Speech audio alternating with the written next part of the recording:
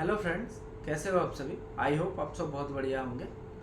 इस वीडियो में मैं बात करने वाला हूँ कस्टम्स में एग्जीक्यूटिव असिस्टेंट का वर्क प्रोफाइल क्या होता है। इस वीडियो को शुरू करने से पहले मैं अपने बारे में बताना चाहूँगा। मैं अभी कोलकाता कस्टम्स में as an inspector examiner working हूँ। मेरा लगभग 2 साल हो चुका है इस डिपार्टमेंट में।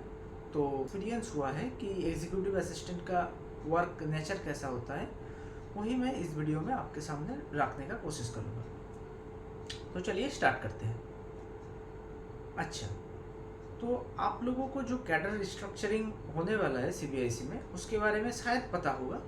अगर नहीं पता है तो मैं थोड़ा सा बता देता हूँ कि सीबीआईसी जो है बोर्ड, वो बोर्ड मॉनिटर करता है कि जो वर्किंग स्ट्रेंथ है वो सफिशिएंट है कि नहीं। किसी कैडर में जो है वर्किंग स्ट्रेंथ बढ़ाना है घटाना है, ये टाइम टू टाइम मॉनिटर होता है। जैसे 2013 में एक बार कैडर रिस्ट्रक्चरिंग हुआ था, तो उसके बाद अभी कोई प्रपोजल जाने वाला है। जो उसका जो पीपीटी फॉर्मेट है वो मैं वीडियो का डिस्क्रिप्शन में मैं उसका लिंक दे दूंगा।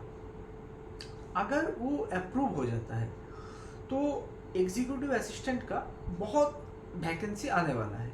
अभी इस सीजीएल में नहीं आएगा, अगले कुछ सीजीएल में उसका वैकेंसी आएगा। तो आप लोगों के लिए ये बहुत ज़रूरी है कि एग्जीक्यूटिव असिस्टेंट का जो वर्क कल्चर होता है, जो वर्क प्रोफाइल होता है, वर्क लाइफ बैलेंस कैसा होता है, ये सब जानना आपके लिए बहुत ज़रूरी है। देखिए, कस्टम्स में अभी जो है एग्जीक्यूटिव असिस्टेंट मिनिस्ट्रियल कैडर में आता है। जैसे कस्टम्स का 2 कैडर होता है, एक मिनिस्ट्रियल कैडर, एक नॉन मिनिस्ट्रियल कैडर। तो मिनिस्ट्रियल कैडर में टीए हो गया, ये हो गया, एलडीसी हो गया, ये सब आता है। देखिए, जो काम टैक्स असिस्टेंट का होता है, बेसिकली एग्जीक्यूटिव असिस्टेंट जो होता है वो लगभग सिमिलर काम करता है। जैसे मान लीजिए कोई कस्टम्स में कोई डॉक्यूमेंट जमा करवाया, तो एग्जीक्यूटिव असिस्टेंट जैसे डॉक्यूमेंट जो जमा कराता है उसको सेवोत्तम में जमा कराता है, ये सेंट्रल रिसीविंग यूनिट में जमा कराता है।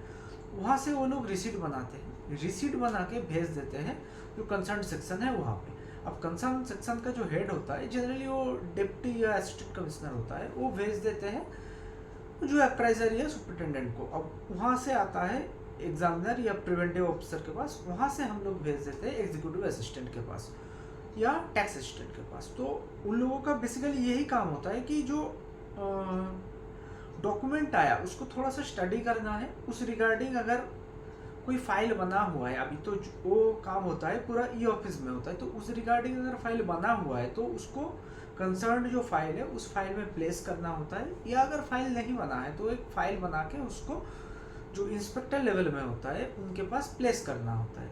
मेन काम उन लोगों का यही होता है। अब उसके बाद वो फाइल प्रोसेस होता है, प्रोसेस होके अप्रेजर से एसी डीसी या डीसी जैसी जहाँ तक भी जाता है। उसके बाद अगर कोई उस फाइल में काम हो गया, मान लीजिए किसी सेक्शन को ऑफिस नोट देना है, या किसी टैक्स पेयर को या किसी आदमी को लेटर भेजना है, या दूसरा किसी डिपार्टमेंट में लेटर भेजना है, तो वहाँ से जो ड्राफ्ट इंस्पेक्टर लेवल में पुटअप होता है वो अप्रूव होकर जब आता है, हम लोग भेज देते हैं उसको टीए या ईए के पास। लगभग आप ये मान के चलिए कि टीए का और ईए का काम लगभग सेम है।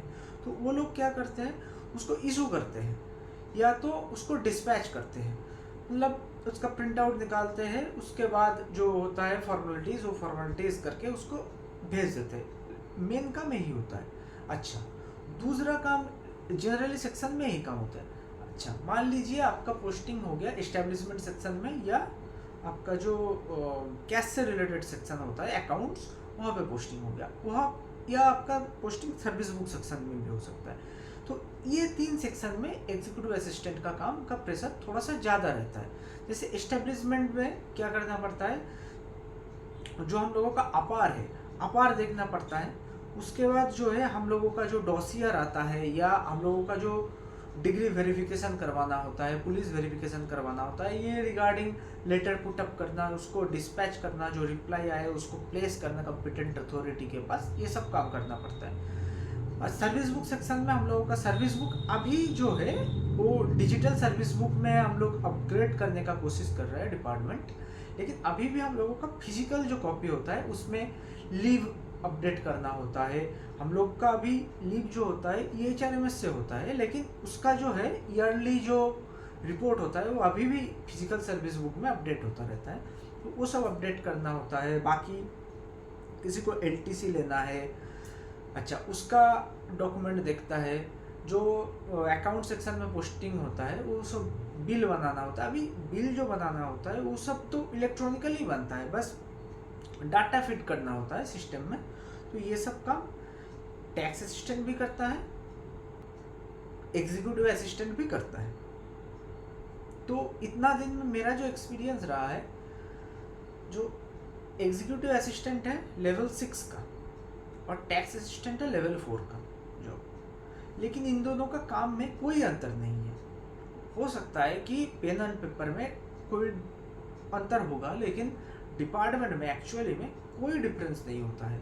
और मैं तो ये कहूँगा कि अगर लाइफ पूरा एंजॉय करना है और विद हैंडसम सैलरी, ठीक है, लेवल 6 में हैंडसम सैलरी मिल जाता है, तो उस हिसाब से वो दोनों का कॉम्बिनेशन जो है कि लेवल 6 का जॉब और कोई उतना ज़्यादा वर्क प्रेशर नहीं, उतना ज़्यादा कोई वर्कलोड नहीं है, तो इस सब का मामले में executive assistant is the best post.